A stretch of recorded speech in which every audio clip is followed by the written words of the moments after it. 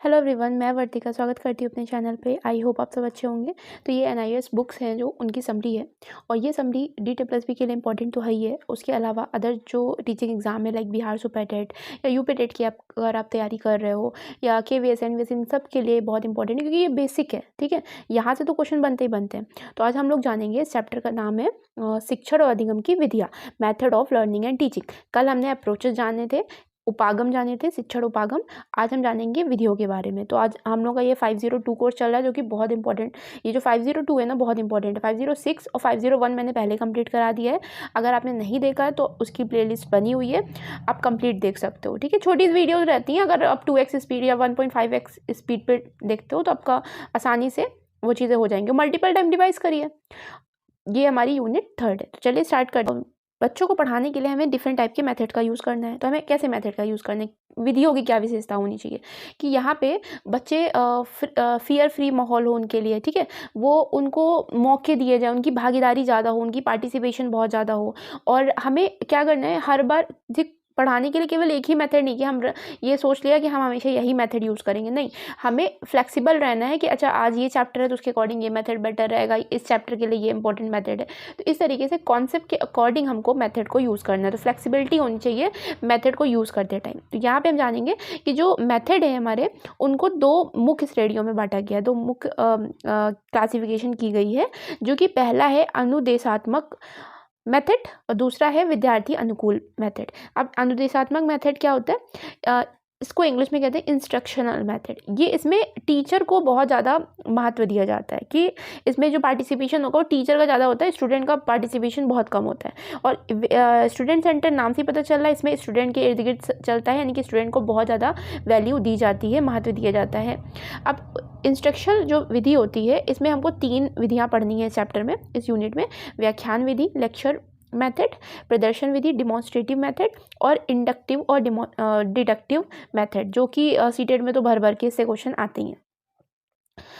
दूसरी जो हमारी स्टूडेंट सेंटर्ड मेथड है, उसमें हमें कौन कौन सी विधियाँ पढ़नी है, प्लेवे मेथड यानी कि खेल विधि, project method, problem solving method, और इसको बोलेंगे डिस्कवरी मेथड। तो ये 4 मेथड इधर पढ़ने हैं और ये 3 मेथड इधर पढ़ने हैं। तो चलिए स्टार्ट करते हैं। सबसे पहले हम जानेंगे व्याख्यान विधि के बारे में। आप देख रहे होंगे मैंने व्याख्यान विधि के बारे में ज़्यादा नहीं दिखा। उसका रीज़न ये है क्योंकि हम लोग कॉलेज टाइम में यही व्याख्यान विधि का ही यूज़ किया जाता है। तो हम लोग इतना तो अवगत है ही कि इसमें होता क्या है, इसमें क्या करते हैं, इसमें टीचर ही बोलता रहता है, किसी व्याख्या देता है किसी विषय वस्तु पे, और इसमें ब्लैक बोर्ड का यूज़ करते हैं, विद्यार्थियों से प्रश्न पूछते हैं। इसमें विद्यार्थी जो होता है, जो स्टूडेंट होता है, वो निष्क्रिय होता है, यानी कि पैसिव होता है, वो केवल एक पैसिव लिसनर होता है, वो सुनता रहता है और टीचर बोलते रहते हैं। तो इन सब चीज़ों से तो हम लोग अवगत है, इसकी विशेषताएं हम लोगों को पहले से पता है। अध्यापक व्याख्या करते रहते हैं, बड़ी क्लासेस के लिए अच्छा है, लेकिन प्राइमरी क्लास के लिए अच्छा नहीं है। ये मेथड प्राइमरी क्लास के लिए अच्छा नहीं माना जाता। और इसके अलावा इसमें कभी कभी ऐसा भी होता है कि टीचर एक ही पीरियड में पूरा सिलेबस कंप्लीट कराने के, पूरा टॉपिक कंप्लीट कराने के चक्कर में इतना व्याख्या कर देते हैं कि कभी कभी बच्चों को वो चीज़ आती ही नहीं है, विद्यार्थियों को वो ग्रहण ही नहीं करते हैं, वो केवल उनके टीचर का केवल व्याख्या तक ही रह जाता है। तो ये कुछ ड्रॉबैक्स समझ सकते हो आप इसके। अब नेक्स्ट जो हमारा मेथड है वो है प्रदर्शन मेथड। जहाँ से क्वेश्चन बने हैं वहाँ मैंने देखिए ये चरण वाले, जो इसमें स्टेप्स बहुत हैं कि अगर प्रॉब्लम सॉल्विंग क्या क्या स्टेप्स हैं या फिर डिमॉन्स्ट्रेटिव के क्या स्टेप्स हैं, तो यहाँ से क्वेश्चन बने हुए हैं। कुछ 2 मॉडल पढ़ेंगे हम लोग, वहाँ से भी क्वेश्चन बनते हैं। तो ये सब अंत तक वीडियो ज़रूर देखिएगा, बहुत इंपॉर्टेंट चैप्टर है ये। अब नेक्स्ट हमारी जो विधि है वो है प्रदर्शन विधि, यानी कि डिमॉन्स्ट्रेटिव मेथड। इस मेथड में क्या होता है, इसमें टीचर किसी चार्ट या चित्र या मॉडल प्रयोगों का प्रदर्शन करता है, मतलब उनका प्रदर्शन डिमॉन्स्ट्रेट करेगा क्लास में, और इनसे संबंधित व्याख्या करता है। तो आप ऐसे समझ सकते हो कि प्रदर्शन सह व्याख्या विधि भी इसको बोला जाता है, क्योंकि इसमें प्रदर्शन भी होता है और व्याख्या भी बाद में करता है। विद्यार्थी फिर उसे ऑब्जर्व करते हैं, उसके फिर जो टीचर प्रश्न पूछता है उसके उत्तर देते हैं और निष्कर्ष किसी कंक्लूजन पे पहुँचते हैं। तो इसमें पढ़ाने के लिए जैसे आप समझ सकते हो कि साइंस पढ़ाने में कोई टॉपिक है साइंस में, या इन्वायरमेंट से रिलेटेड कोई टॉपिक है, तो उसमें हम लोग क्या करते हैं, हम लोग कोई चार्ट ले जाते हैं, उस चार्ट के थ्रू पहले उसका प्रदर्शन करते हैं, उसको डिमॉन्स्ट्रेट करते हैं, और के बाद उसकी व्याख्या करते हैं। तो यहाँ पे इस विधि में ऐसा होता है। अब आते हैं इसके स्टेप्स कौन कौन से हैं। इन स्टेप्स को ढंग से समझिएगा, मैंने शॉर्टकट में लिख दिया है, लेकिन इनका क्रम भी याद रखिएगा। पहले क्या होती है, प्लानिंग होती है। अब प्लानिंग में क्या करते हैं, जिस भी सामग्री का आप यूज़ करोगे क्लास में प्रदर्शन के लिए, डिमॉन्स्ट्रेट करने के लिए, उस सामग्री को, जैसे हम चार्ट ले रहे हैं तो वो उनके बारे में उसको पहले ही आप प्रयोग करके देख लेंगे, एक बार पहले ही चेक कर लेंगे कि हम ऐसे ऐसे प्रदर्शन करने वाले हैं, ताकि आप बच्चों के सामने बिना किसी हिचकिचाहट के कुछ गड़बड़ करे हुए कर सकें। ठीक है, तो प्लानिंग करनी है यहाँ पे। फिर इंट्रोडक्शन करना है। इंट्रोडक्शन में आ जाएगा परिचय देना है उस टॉपिक का, उस मुद्दे का जो कि हम पढ़ाना चाह रहे हैं, ताकि बच्चों को उसका महत्व समझ में आ सके। ठीक है, कि बच्चों के अंदर रुचि उत्पन्न हो सके। फिर डिमॉन्स्ट्रेट करेंगे। डिमॉन्स्ट्रेट मतलब जब प्रदर्शन करेंगे उस टाइम पे, जब उस टॉपिक को एक्सप्लेन कर रहे होंगे उस टाइम पे बच्चों में जिज्ञासा बनाए रखना है। अब जिज्ञासा कैसे बनाएंगे, स्टार्टिंग में ही उसका कंक्लूजन नहीं दे देंगे, उसका निष्कर्ष स्टार्टिंग में ही नहीं देना है। बच्चों को खुद पहले पता लगाने के, अनुमान लगाने का मौका दें और फिर आप बताएंगे। फिर श्याम पट्ट का यूज़ करेंगे, वही ब्लैक बोर्ड का यूज़ करेंगे, उसमें आप कोई चित्र वगैरह भी बना सकते हैं ताकि वही इंटरेस्ट बना रहे। एंड देन अवधारणाओं का संग्रह करेंगे, जो कॉन्सेप्ट है उनको मतलब इकट्ठा किया जाएगा कि बच्चों को अब धीरे धीरे वो चीज़ आ गई है। अब यहाँ पे इंपॉर्टेंट पॉइंट कौन कौन से हैं, अध्यापक प्रदर्शन के प्रयोजन को बताएं, मतलब क्या पर्पज़ है आपके प्रदर्शन का, ये जो डिमॉन्स्ट्रेशन है इसका क्या पर्पज़ है, ये जो आप लाए हैं चार्ट इसका क्या पर्पज़ है, ये बताएं। लेकिन निष्कर्ष या अनुमान के बारे में पहले से ना बताएं। तो निष्कर्ष और अनुमान हमको, ये कंक्लूजन हमको पहले से नहीं बताना है। विद्यार्थी सक्रिय रूप से प्रयोग कार्य में भाग लेने दें, यानी कि विद्यार्थी एक्टिवली जो भी प्रयोग चल रहा है वहाँ पे उसमें एक्टिवली उन्हें पार्टिसिपेट करने दें। यह विधि महंगी नहीं है लेकिन समय बचाती है। और महंगी नहीं है, समय क्यों बचाती है, क्योंकि टीचर ही एक्सप्लेन कर देता है तो समय बच जाता है। रुचि बनाए रखती है और ध्यान बनाए रखने को बढ़ावा देती है। इंटरेस्ट बच्चों का बना रहता है, क्योंकि चार्ट और मॉडल वगैरह यूज़ होंगे तो बच्चों का इंटरेस्ट तो बना ही रहेगा, और ध्यान बनाए रखने को भी बढ़ावा देती है।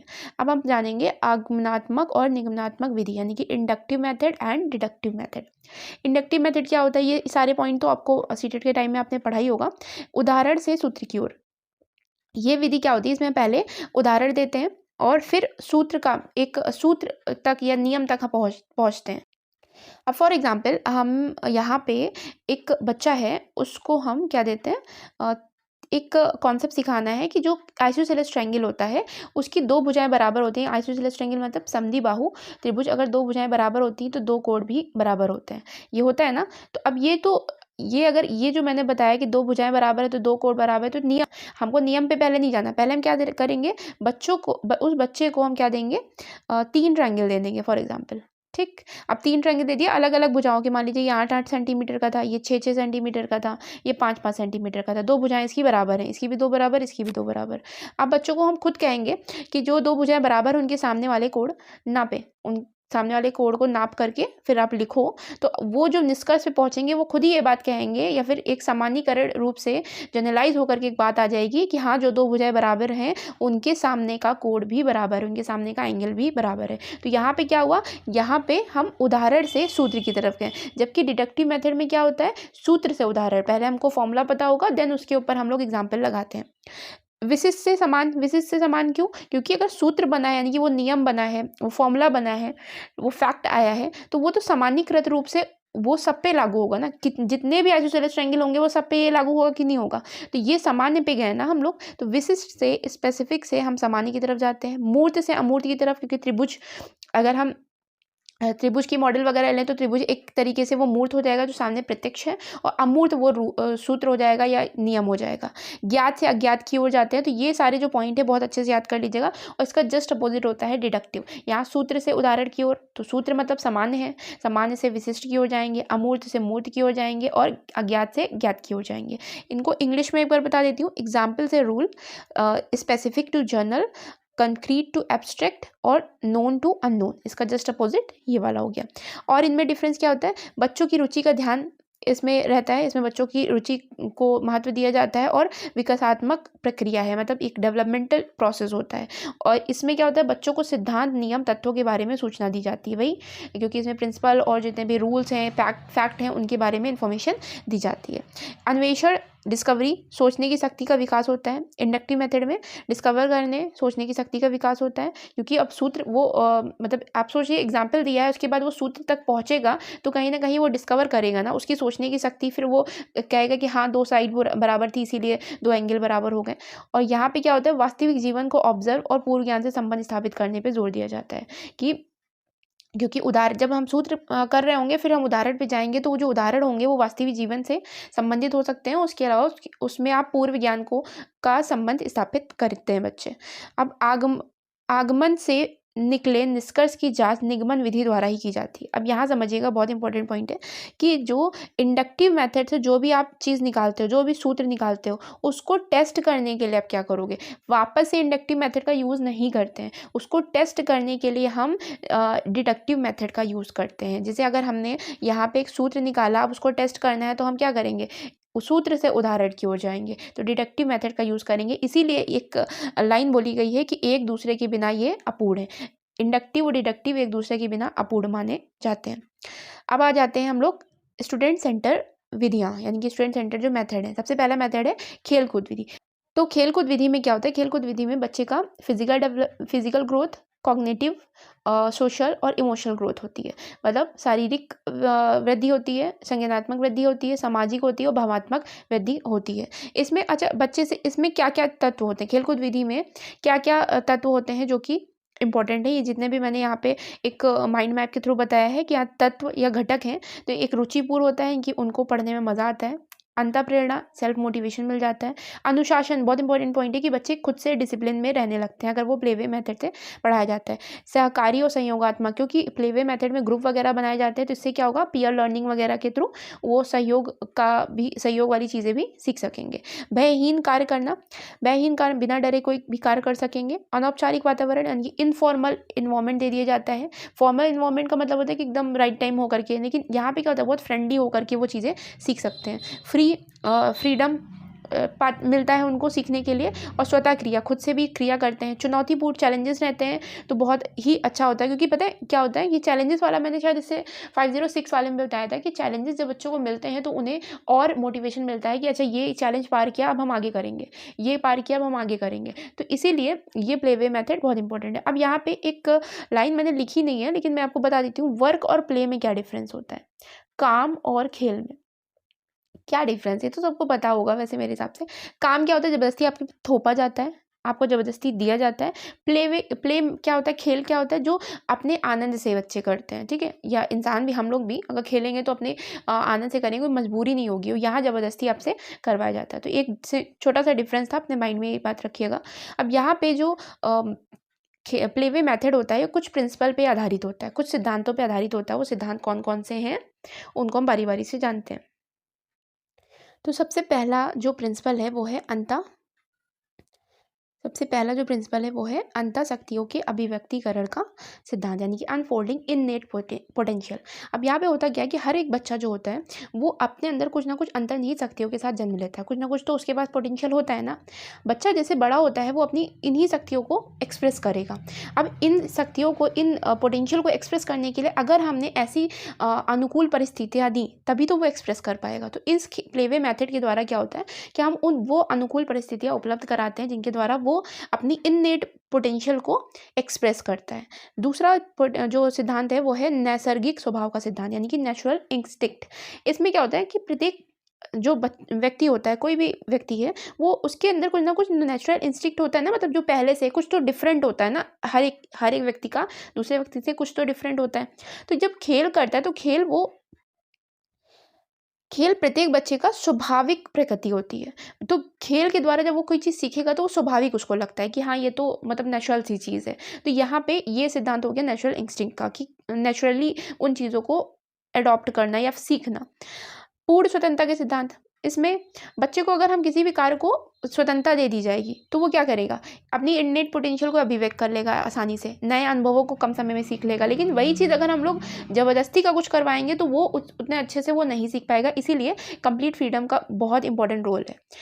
नेक्स्ट प्रिंसिपल है क्रियाकलाप का सिद्धांत, एक्टिविटी।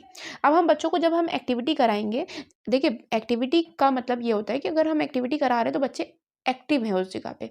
अगर हम इनएक्टिव रखेंगे तो वो नहीं सीखेंगे। तो जब हम एक्टिविटी कराएँ तो ये खासकर ध्यान देना है कि बच्चे उसमें ढंग से पार्टिसिपेट करें और एक्टिवली पार्टिसिपेट करें।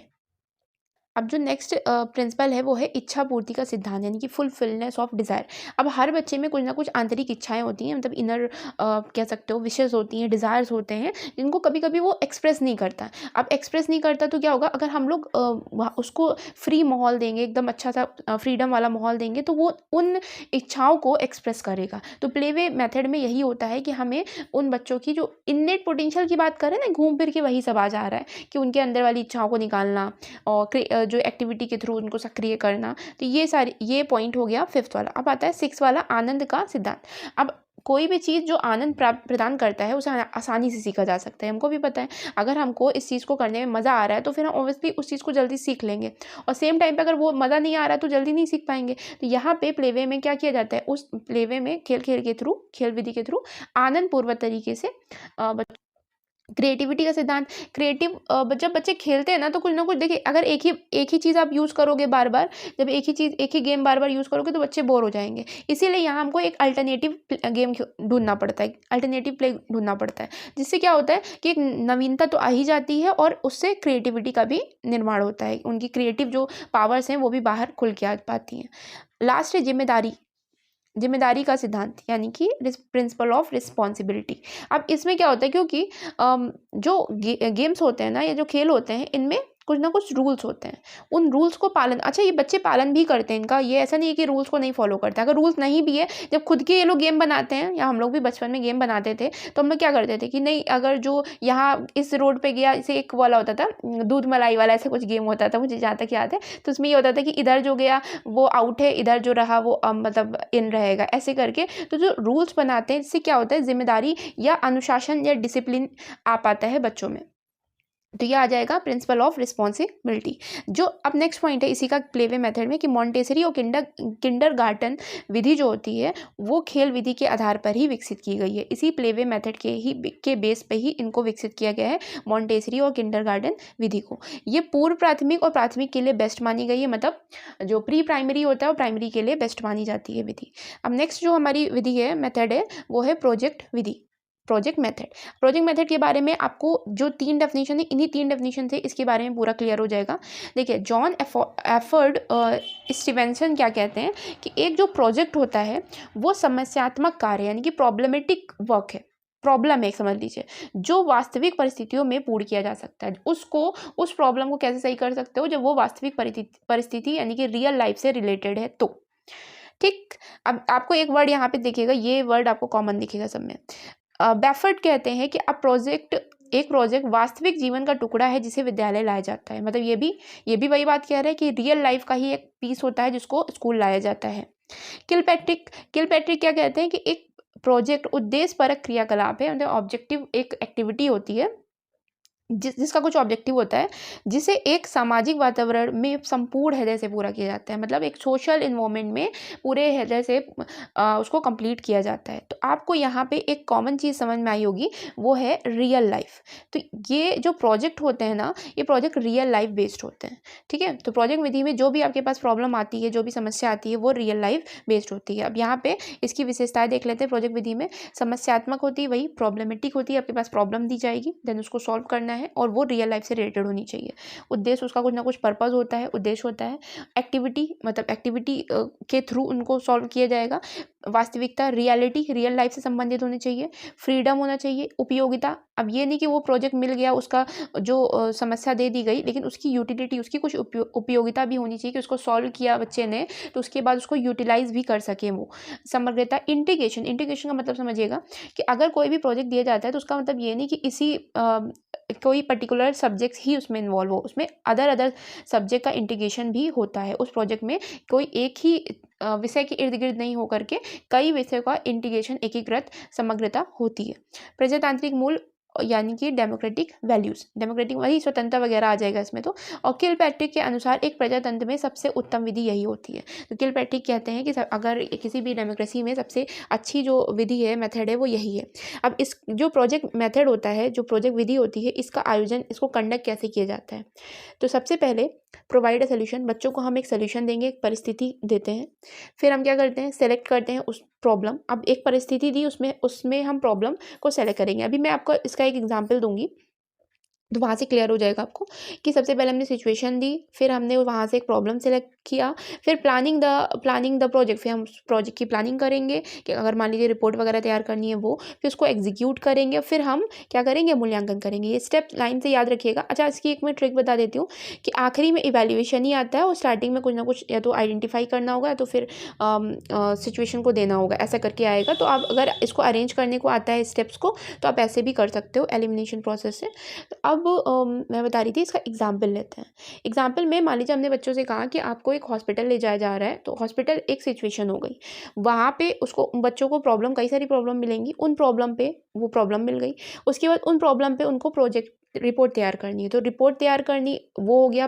प्रोजेक्ट के लिए जो प्लानिंग करेंगे उसमें आपका जो रिपोर्ट तैयार करने वाला पूरा प्रोसेस आ जाएगा, क्योंकि उसके बारे में एक्सप्लोर करेंगे, लोगों से पूछेंगे, ऐसे करके तो उनकी प्लानिंग करेंगे, फिर उसको एग्जीक्यूट करेंगे। अब एग्जीक्यूट में ये सब पूछने वाला काम हो जाएगा। पहले प्लान करेंगे, उसके बाद फिर एग्जीक्यूट में लोगों के पास जा करके उसके बारे में जानकारी लेना, उसके बाद रिपोर्ट तैयार करना, उसको एग्जीक्यूट कर देंगे। फिर उसके बाद इवैल्यूएशन हो जाता है, यानी कि उसका मूल्यांकन किया जाता है। तो आई होप आपको समझ में आया होगा। अब आता है नेक्स्ट जो विधि है हमारी, वो समस्या समाधान विधि है, जो कि problem solving method. Problem solving method में कई टाइप के मॉडल होते हैं, क्योंकि प्रॉब्लम सॉल्विंग के बारे में लोग पहले भी पढ़ चुके हैं, 506 में इसके बारे में पढ़ चुके हैं। कुछ स्टेप्स होते हैं, सबसे पहले आप समस्या की पहचान करते हो, परिभाषित करते हो, है ना, इस तरीके से। यहाँ पे हम लोग मेनली दो मॉडल पढ़ेंगे। अब दो मॉडल मतलब एक है आइडियल मॉडल। आइडियल मॉडल किसने दिया है, ब्रांसफोर्ड ने दिया है, ब्रांसफोर्ड एंड स्टीन ने दिया है 1984 में। अब ये जो आइडियल मॉडल है, ये क्या कहता है कि किसी भी समस्या का समाधान कैसे किया जा सकता है। सबसे पहले आप आइडेंटिफाई करते हो, सबसे पहले आप क्या करते हो, आइडेंटिफाई करते हो प्रॉब्लम को। अब इसको इंग्लिश में याद करेंगे तो ज़्यादा अच्छा रहेगा, वरना हिंदी में बता दे रही हूँ, क्योंकि आइडियल से ही पूरा बना हुआ है। आई से आइडेंटिफाई, डी से डिफाइन, ई से एक्सप्लोर, ए से एक्ट और एल से लुक बैक। अब इसको लाइन बाय लाइन समझते हैं कि सबसे पहले हम क्या करते हैं, समस्या समाधान के लिए आइडेंटिफाई प्रॉब्लम की पहचान करते हैं। फिर प्रॉब्लम को हम परिभाषित करेंगे। कैसे परिभाषित करेंगे, थ्रू थिंकिंग, सोच करके। शॉर्ट आउट रेलिवेंट इन्फॉर्मेशन, उसमें जो ज़रूरी इन्फॉर्मेशन है उसको निकाल करके हम डिफाइन करेंगे। फिर हम एक्सप्लोर करेंगे, मतलब इसको कहेंगे एक्सप्लोर का शायद आई थिंक अन्वेषण आ जाएगा, ऐसा कुछ। तो विश्लेषण वगैरह करेंगे। और कैसे करेंगे, उस जो प्रॉब्लम को एक्सप्लोर करेंगे, कैसे करेंगे, बाय ब्रेन स्टॉर्मिंग, वही माथापच्ची के बारे में हम लोग ने 506 में पढ़ा है। और different point of view, different तरीके के जो पॉइंट ऑफ व्यू हैं उनको हम ध्यान में रखेंगे, एक्सप्लोर करेंगे। फिर फाइनली हम क्या करेंगे, सोल्यूशन की तरफ पहुँचेंगे, तो एक्ट करेंगे। और एक्ट करने के बाद क्या होगा, लुक बैक, वापस से फिर से देखेंगे कि हाँ ये इसका सोल्यूशन है भी या नहीं, और इवैल्यूएट करेंगे। तो ये आपका प्रोसेस होता है आइडियल का। I for identification, D for define, E for explore, A for act, L for look back and evaluate। ठीक। अब आता है मेयर का मॉडल। मेयर ने क्या कहा था, मेयर के मॉडल देखिए। अच्छा, एक चीज़ और बता देती हूँ, इन्होंने जो उस समय की जो सिचुएशन है, सिचुएशन पे फोकस किया है। इस मॉडल में सिचुएशन पे फोकस किया गया है, पूर्व अनुभव पे फोकस नहीं किया गया। जबकि तो मैं बता रही थी कि ये जो मेथड है आइडियल वाला, आइडियल मेथड ऑफ ब्रांसफोर्ड, इन्होंने जो सिचुएशन है उस पर ज़्यादा फोकस किया है इस मॉडल में, और पूर्व अनुभव पे इतना फोकस नहीं किया जाता। जबकि मेयर का जो मॉडल है, इसमें पूर्व अनुभव और वर्तमान जो समस्या है उसमें संबंध स्थापित करने पे फोकस किया जाता है, कि पहले आपके पास जो भी एक्सपीरियंस है उससे आप समस्या का समाधान कैसे कर सकते हो, इस पर फोकस किया जाता है। ठीक है। अब ये मॉडल क्या है, इसको यहाँ समझिएगा। सबसे पहले क्या होता है, रिप्रेजेंट अ प्रॉब्लम। सबसे पहले समस्या का प्रस्तुतिकरण होता है, समस्या आई।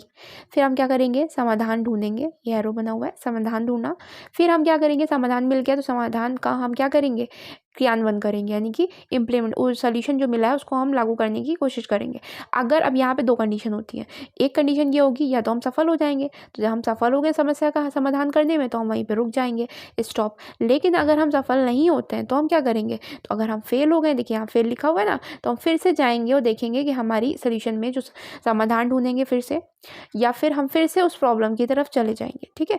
अब जब प्रॉब्लम की तरफ, अब यहाँ समझिएगा, अगर हम यहाँ पे सोल्यूशन ढूंढ लिया तो हम फिर फिर से इम्प्लीमेंट करके निकल जाएंगे। लेकिन अगर सोल्यूशन में हमको लगा कुछ गड़बड़ नहीं है, फिर से प्रॉब्लम की तरफ जाते हैं और वो प्रॉब्लम में हमारी लाइफ में दोबारा आती है और हम समाधान ढूंढ चुके हैं, तब हम क्या करेंगे? तो उस जगह पे हम फिर से जो समाधान हमको पता है हमको तुरंत याद आ जाएगा। फॉर एग्जाम्पल, अगर हम एक क्वेश्चन था जो कि मुझे बहुत दिक्कत हो रही थी सॉल्व करने में, उसको मैंने सॉल्व कर लिया। अब उस बेस पे अगर उसी टाइप का या वही क्वेश्चन कुछ 10-15 दिन बाद मेरे सामने फिर से आएगा, तो हमको तो वो सोल्यूशन याद है ना, तो हम फिर से डायरेक्ट सोल्यूशन थोड़ी ना सर्च करेंगे, डायरेक्ट उस सोल्यूशन के इम्प्लीमेंटेशन पे पहुंच जाएंगे। तो ये जो ऊपर वाला एरो है यही दिखाता है कि अगर प्रॉब्लम आई, वही प्रॉब्लम फिर से आई आपकी लाइफ में उससे मिलती जुलती, तो हम क्या करेंगे? फिर सोल्यूशन नहीं ढूंढना हमको, हम डायरेक्ट उसका जो सोल्यूशन हमको पहले से पता है तो हम उसको इम्प्लीमेंट कर देंगे। तो यहाँ पे मेयर के मॉडल में 3 मेन क्रियाकलाप एक्टिविटीज़ होती है। पहला, समस्या का प्रस्तुतिकरण, यही जो इंग्लिश में लिखा है ना इसको हिंदी में लिख दिया यहाँ पे। समाधान ढूंढना यानी कि सर्च सोल्यूशन, और फिर आता है इम्प्लीमेंट सोल्यूशन यानी कि समाधान क्रियान्वयन। यहाँ पे ये वाला मेथड होता है कंप्लीट। अब पढ़ते हैं लास्ट मेथड जो कि है अन्वेषण विधि, जिसको डिस्कवरी मेथड बोलते हैं, और उसके अलावा इसको ह्यूरिस्टिक मेथड भी बोलते हैं। ह्यूरिस्टिक जो शब्द है वो ग्रीक शब्द ह्यूरिस्का से बना हुआ है। ह्यूरिस्का का मतलब होता है पता लगाना, ठीक है। तो ह्यूरिस्का का मतलब क्या होता है? पता लगाना। इसे खोजहीन विधि भी कहते हैं, खोजबीन विधि, क्योंकि इसमें बच्चों को पूरा खोज करने का, डिस्कवरी करने का मौका दिया जाता है। तो आप खुद सोचिए कि अगर ऐसा मौका दिया जाएगा तो बच्चे के अंदर साइंटिफिक एस्पेक्ट बहुत पैदा होता है, ठीक है। तो वैज्ञानिक दृष्टिकोण के लिए बहुत इंपॉर्टेंट है ये विधि। अगर वैज्ञानिक दृष्टिकोण अगर आप पैदा करना चाहते हो तो ये डिस्कवरी मेथड बहुत अच्छा है। अब यहाँ पे जो हेनरी एडवर्ड आर्मस्ट्रॉन्ग है, इन्होंने साइंस पढ़ाने के लिए इस मेथड को इंट्रोड्यूस किया था। इस मेथड को सबसे पहले किसने इंट्रोड्यूस किया था? हेनरी एडवर्ड आर्मस्ट्रॉन्ग ने इंट्रोड्यूस किया था।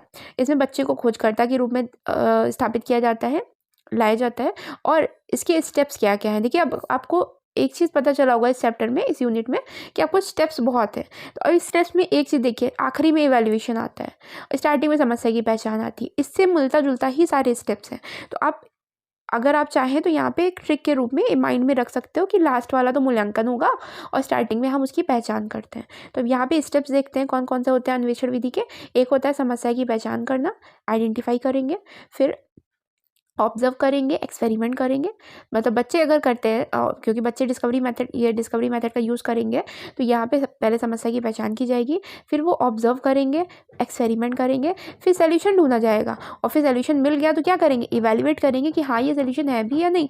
तो बस यहाँ पे होता है अन्वेषण विधि वाला पूरा टॉपिक खत्म, और ये आपका चैप्टर यूनिट होता है खत्म। आई होप आपको समझ में आया होगा, और रिवाइज कीजिए। अगर आप 506 और 501, ये जितनी भी यूनिट मैं पहले करा रही हूँ ये ज़्यादा इंपॉर्टेंट है किसी भी टीचिंग एग्जाम के लिए, ना सिर्फ DSSB के लिए तो इंपॉर्टेंट है ही, क्योंकि NIOS से सीधे सीधे क्वेश्चन आते हैं, और अदर टीचिंग एग्जाम के लिए भी इंपॉर्टेंट है, ठीक है। और वीडियो अच्छी लगी हो तो लाइक और शेयर कर दीजिएगा, कॉमेंट कर दीजिएगा, और थैंक यू।